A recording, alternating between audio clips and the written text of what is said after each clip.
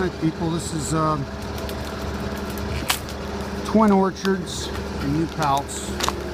I'm taking down a diseased apple crop because we're going to be replanting actually 500 more trees than I end up taking down over here.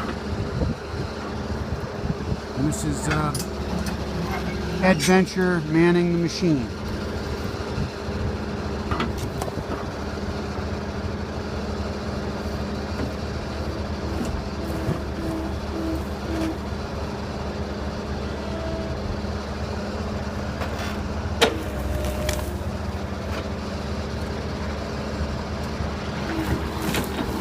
Yeah, I have to get the roots and all because when they replant, they can't have any of the roots of the old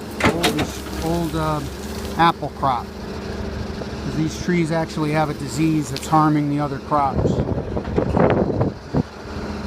this is the only way to get rid of them.